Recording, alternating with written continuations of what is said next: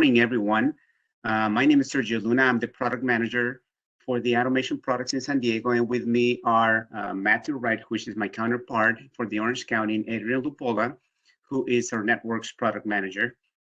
And today we're going to be talking about the basics of Studio 5000 and Logix controllers. So welcome again to this seminar. It's going to be only a 30-minute, and we're going to have the microphones muted. And if you have any questions, please send us a message through the chat or raise your hand, and Adrian is going to help me out to go over the questions. First thing that I would like to talk about is the software, the programming software for these controllers. Originally, it was called the Studio Logix 5000. That was from the very beginning till version 20, and then from version 21 until now, it was changed to Studio 5000. It is exactly the same programming software. Of course, it's got new enhancements, but it was just a rebranding of the name. As far as the CompactLogix controllers, we have the 5370 family. This controller can have up to 16 axes of motion. It has dual Ethernet ports. However, they do share the same IP address. It can control up to 48 nodes of devices on Ethernet, and they could be I/O, they could be VFDs, they could be basically any device that connects via the Ethernet. We also have an option for SIL3 safety controllers, and we have an on-machine and IP67 version of that controller. And next to it, we have a newer controller, which is the 5380. This controller was released about a couple of years ago, and it's a much powerful controller. It can do up to 32 axes of motion. It can also control up to 80 nodes of Ethernet IP devices. And the same as the previous one, it has dual Ethernet ports. However, you do have the ability to separate the IP addresses. So it could act as a gateway. One can be connected into your I/O, and the other one could be connected into your plant floor or to the internet, any way you want to configure it. Since this is a newer controller, it's a very high-speed communication system. So I/Os talk to the controller via Ethernet, so that makes it extremely fast. We also have a SIL3 rated safety controller, and this controller family can go up to 100 meg of memory, 10 meg, I'm sorry. Lastly, on this family, we have the 5480, which is a very similar controller. However, it's got more capabilities, has higher memory, can control up to 150 axes of motion, and can control up to 250 Ethernet IP nodes. One big difference on this is that this controller has Windows embedded into it. So if you need to run an application, a second or third application on the top of this controller, you can do it. You can load up Excel, you can load Internet Explorer, you can run a C++ application, anything that you can do on a PC basically. So it's a very powerful controller. For the ControlLogix family, it's a chassis-based system. One of the big advantages of this system is that you can remove and insert any of the modules under power. It will not damage any of those devices. You can have multiple controllers. You can have a standard controller. You can have a SIL-rated controller. You can have multiple motion cards. You can have multiple Ethernet cards. Very, very powerful. We also have a redundancy option. So if you have a system that is very critical, you can have the primary system running in the process, and if in case that processor fails or something changes, the secondary is going to take over. And recently, we had a newer processor release, which is the 5580. Just basically the same controller, or similar controller, but has an Ethernet port built in that can control up to 256 axes of motion. That makes it very powerful, very fast. And we also have options for conformal coding for any of these modules that you can see in the ControlLogix family. You have a lot of options for the chassis, from 4 to 17 slot chassis are available. With any of these controllers, you have the ability to do everything in a single network. You can do motion, you can do security, you can do safety. Basically, with the same programming software, with the same network, you can control a complete system. There's no need like some other brands that you would have to have a separate controller for motion. You would have a separate card for safety and things like that. So we can do it all in a single network with a single programming software. So going through the software, basically what you have to, we're going to review not everything that is outlined here because we don't have enough time, but when you create a new project in a Studio 5000, you are going to basically define which controller you're gonna be using, if it is a CompactLogix, if it is a safety controller, or if it is a ControlLogix system. Once you define the controller that you want, you need to define the revision that you're going to be using. It could be a revision that matches the controller that you already have, or a brand new system. And obviously, probably you want to go with the latest and greatest, which right now is version 33. If it is a ControlLogix system, you have to define the chassis size and the position of the or the slot where that controller is going to be. You have the ability to add also security. If you want that code to be completely blocked from anyone getting into it, you have the ability to do so. So you would just enable that part in there and then just put the permissions for people to get into it. Once you define your program, the software is going to give you a controller organizer. This is where you're going to have all your tags. This is where you're going to have all your tasks. This is where you're going to have your motion groups. You're going to have your alarms and events. And this is where you're going to configure and define all of the I/O, as you can see on the bottom. On the right-hand side, normally you would have your instruction toolbar. The instructions are grouped by type, like timers and counters, as you can see on the little screen right there. Input and output instructions. You also have advanced or compute math instructions. And those are drag and drop. Basically, you just drag and drop into the bottom of it, or you can type the mnemonics if you know it. So for example, if you are going to use a timer, you just type TON, and it will automatically bring that instruction for you to populate with a tag and values and all those kind of things. So very, very easy to use. Once you have defined the project name and the properties, it will be the time to add the IOs. A quick overview of the IOs that we have available. We have what we call in-cabinet IO, which is basically the compact IO, Flex 5000, point IOs. All of these IOs have the ability to, or have built-in dual Ethernet ports that allows you to have either a linear or ring topology that makes it very powerful for redundancy media. And of course, you can also use the ControlLogix IO, the 1756.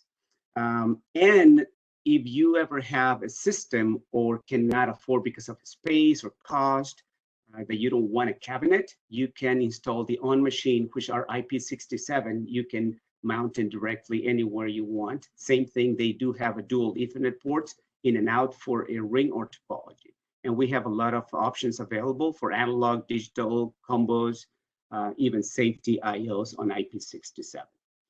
Not only physical IOs are considered IOs under the software. You can also add VFDs, motion controllers, as you can see here in the graph, as IO devices. And the reason for that is when you add not only these drives or VFDs, but also the IOs, they are going to be populated automatically into the tag database, which we're going to see in a moment. This is a sample of some IOs that have been populated in this demonstration, or this presentation, I should say. Basically, you have local IOs that are sitting in the same chassis, and then you have distributed IOs, which could be either a physical point, in this case, there are point IOs, or they could be smart devices like VFDs or motion control. One of the big advantages and really nice features of the IO configuration for the ControlLogix family and the CompactLogix, especially on the analog modules, is that you can configure every single channel in the software. And then you can copy each channel from one channel to another and slightly change the parameters. The very nice feature of this is the scaling. You having in this sample a 0 to a 10 volt, 0 to 10 volt signal. And then you can right there next to it, you can scale the signal. So 0 volts means 0 value. And then 10 volts could mean 256 degrees or any value that you want. So there's no need to do any math, any scaling in the program. Everything is done automatically. And of course, you can have the ability to change from voltage to current. You can do the alarms and events right here. So basically, you go to the alarms tab and then set the low alarm, high, and high alarms. And those bits are automatically available for you. There's no need to go and compare your alarm values. So next, we're going to see a little bit of the tags that we talked earlier. Once you add an I/O module into the I/O tree, automatically it's going to populate those tags for you.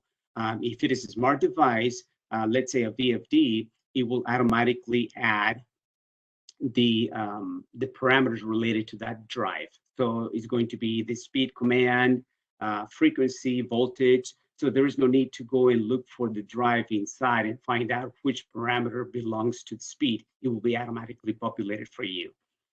So when you create a tag, you have the ability to create a program tag, which is local to that routine, or you can create a controller scope tag. Those are global tags that can be used anywhere. And as I mentioned, the program scope tags or local tags are only for that program and cannot be shared among other programs.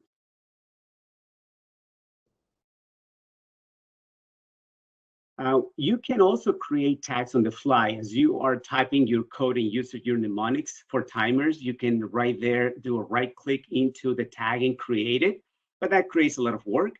You also have the ability to go into the tag database and then create the tags right there. You would just do a new tag and then you define if it is going to be local or global.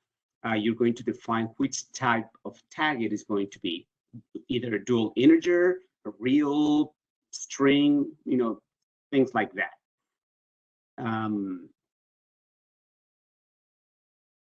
You also have the ability, this is a very nice feature, to create alias of a tag. So let's say that you have a push button that is connected into a physical input of your I/O module that belongs to the drive for it to start. It is going to be very difficult to remember local 3i.0.data.1. That is very complicated. So instead of that, you will create a new tag and you're going to call it start. And then you make it analogous to that physical point. So all you have to remember from this point on is to type start instead of the tag, and that was it. If that module ever fails and you still have another point available, then all you have to do is just go to the property of this tag and change the physical point from 0 to 1, and that's all you have to do instead of changing the tag name everywhere in the program. So that's a very a nice feature available for the alias on the tags. We also have a very nice feature available in the tags. It is called the user-defined type tags. So let's say that you have a set of tags that you want to group them together. It could be integers, it could be booleans, it could be timers, counters, all of that you can put them together. In this case, they use like a vehicle. If you're producing a vehicle, basically you're going to be producing multiple options like 2x2 or 2x4. If it is a 2-door, 4-door, the color of the vehicle, the rim size, things like that. So instead of creating a set of tags for every vehicle, you just create what we call a user-defined tag, and then you group them together and then use them on your program. Here's a sample where you can create that. And it's going to be, in this case, they created a card.1 data, and it's going to have every single property, every single tag that we had defined available for you to modify. So that makes it very helpful. You can even create arrays of this and use that data on other programs. once you have defined your IOs, when you have defined your tags, now it is time to define how you're going to be doing the program, how you're going to execute the tasks, the programs, and all those kind of things. So for languages, we have Ladder, which is the most popular one because it is very easy to troubleshoot. It is, by far the most popular in the PLC world. And then you have the ability within the Rockwell software to give color and animation to every condition. If it is on, it will be green. You can change the color if you would like to, but this is a very popular programming language. We also have structured text. This structured text software is very popular, very useful, similar to C++ or Java, because you can do a lot of conditional statements. You can do a lot of loops, and makes it very easy when you're doing a lot of data manipulation, a lot of math, things like that. We also have another very popular language, which is the function block. If you're using a lot of analog, this is a very popular language to use because you can very easily identify the flow of the process. So you have on this sample, you have the input on the SEL instruction, and then goes into a PID enhanced loop. And then the output goes right away into that other instruction, and then you just feed it back. So it's very easy as well to follow the process and follow the signal on this language. And lastly, there is the sequential function chart. It's not very popular, but it's very helpful because you execute your program in steps. So let's say that you created multiple routines, multiple programs, and then you execute one by one, and then you execute the first one, and then based on the condition, you create an output, and then you transition to the step number 2, and so on. So that makes it a very step-driven method of doing or executing the program that you have developed. Okay, so next, we're going to be talking briefly about the task and the programs. Within the Studio 5000 for the CompactLogix or ControlLogix, you have 3 types of tasks that we're going to briefly discuss.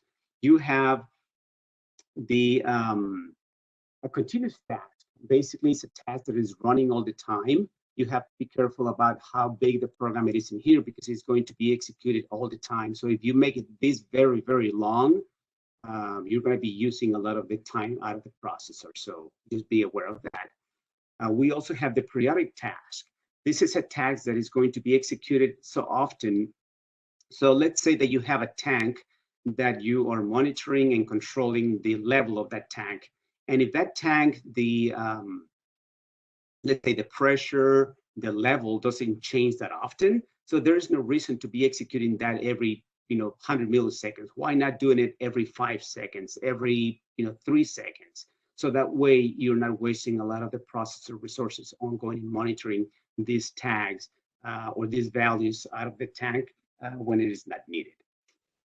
And lastly, we have the event type. This task is going to be executed on a trigger from a tag or from a condition inside of the program. So let's say that you want to execute this task if the input 1 is triggered. But you also have a safety measure on that. If that IO is damaged or the wire is disconnected, and if it doesn't trigger that tag to execute the event, you have a backup method of defining to execute every so often if that IO is not triggered. So that would be another way to back up the execution of that tag. So once you define your task, you have the ability to create programs.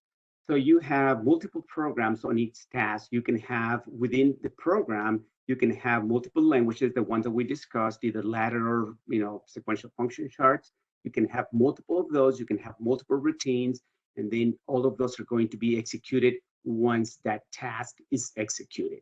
So this is a very useful way, very powerful way to execute and coordinate your program. Again, you can have your main program, the main routine with very few rungs and make jump to subroutines or execute other tasks based on time or conditions, as we mentioned. Once you have defined your program, once you have written all the code for the processor, you will have to, of course, download that program into the controller. And just to kind of refresh or define the term that Rockwell uses, download means that you're going to move the program from the computer into the controller, and upload is going to be a process of moving the program from the controller into the computer. All of this is done through RS links. One of the big advantages that you will have with the Logix controllers is that they have a USB port. And as soon as you plug in that USB port from the processor into the computer, it will automatically configure a driver for you. There's no need to add anything else. Of course, if you want to use, or if you prefer to use the Ethernet driver, you will have to just configure that Ethernet IP driver in there. So this is basically a screenshot of a network if you happen to do it that way for multiple processors, multiple systems in your configuration. Once you define, let's say that this is a new controller, the new controllers, they come with a very light version of a firmware that allows you to download the desired firmware. If you remember at the beginning, we said that you need to define the release of the software. I think we talked about version 31. So if that would be the case, you would need to download version 31 of the firmware to this controller, and you use the Control Flash tool in order to do that. That Control Flash Plus tool will even go into the internet and get the desired firmware that you would like to download into this controller. Once you download the firmware, then the process will be capable of accepting the file that you have developed for the program and be ready to be executed. Once you download the firmware and then the controller, the program to the controller, you will need to define how you want that system to stay. If you, the processor has a key that can be set in 3 different programs. If you put it on run mode, you will not be able to do anything from the programming software. If you put that key into the remote position, you will be able to do everything from the computer, from the software. You can change from run to test mode or to program mode. You can download, you can upload, you can make changes online, things like that. If you don't want that program to execute in the controller, you would change the key position into the program mode, and the computer won't be able to do any changes of the run mode, but you can upload, download programs into the controller. A couple of extra things in here are, and very popular, are the add-on instructions. Add-on instructions is just basically a set of instructions. It's a piece of code that you can encapsulate so nobody touches it, because it is a piece of code that you have already developed and you don't want anyone to make changes because it could create problems. So you can encapsulate that and make it an instruction. And all you can do is just pass parameters to it. You will find this very useful because all you have to do is just define some input parameters. It will execute the code and it will give you a result. This is very helpful when you have developed a code and that want to use many, many times. One restriction that we have till this point, but Rob was working on making an enhancement of it, is that the add-on instructions cannot be edited online. It will have to be edited offline, and you will have to download it into the controller. The add-on instruction can be written in any language, like we said, structured text or ladder, and it can be used in any other language. So you can combine as you would like to do.